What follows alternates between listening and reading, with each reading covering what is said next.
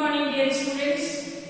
Today I am going to start teaching the voice. Means there are two types of voice are there: active voice and passive voice. Active और passive voice आज हम पढ़ने वाले हैं. Active voice में जिसमें subject की प्रधानता रहती है. एक्टिव यानी कि जैसे अभी मैं पढ़ा रही हूँ, आप लोग एक्टिव हैं, तो एक्टिव की प्रधानता रहती है, उसको एक्टिव वॉइस कहते हैं.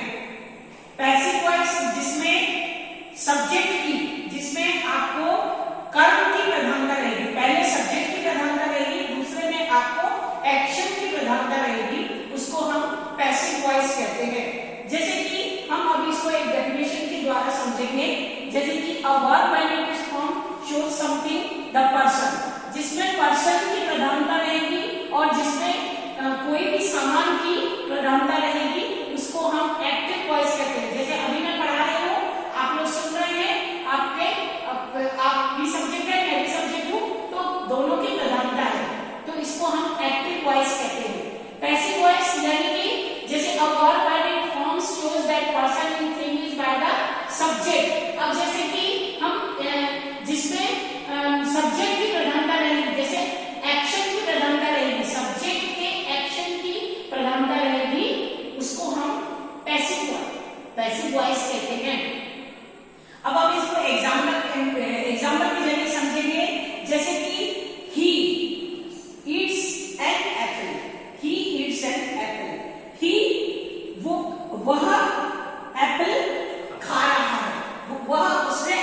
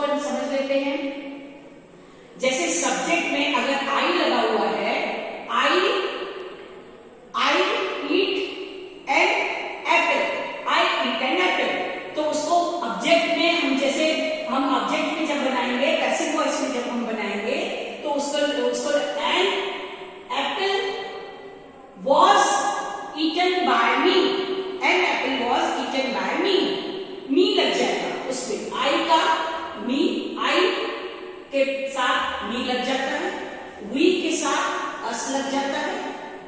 यू के साथ यू ही रहता है, चेंज नहीं होगा। दे के साथ देम लग जाएगा, ही के साथ हिम लग जाएगा, शी के साथ हर लग जाएगा, इट के साथ इट ही रहेगा, हु के साथ हुम लग जाएगा। ठीक है ना। अब जैसे मान लीजिए he is eating N apple, तो ही माने आई हुआ, सब्जेक्ट हुआ, तो अब हमने यहां पर an apple is eaten by him हो गया ना, हिम हो गया उसका। ठीक उसी तरह जैसे आई ईट एन एप्पल, तो an apple was eaten by me हो जाएगा, आई का मी आ जाता है। ठीक उसी तरह हर टेबल में जिस भी के हिसाब से भी आई का मी हो जाएगा, वी का अस हो जाएगा, यू का यू ही आएगा, यू का इट का और यू का सेम रहता है, दे का देम हो जाएगा, ही का हिम हो जाएगा और शी का हर हो जाएगा, हु का हुम हो जाएगा। यू और इट का सेम रहता है।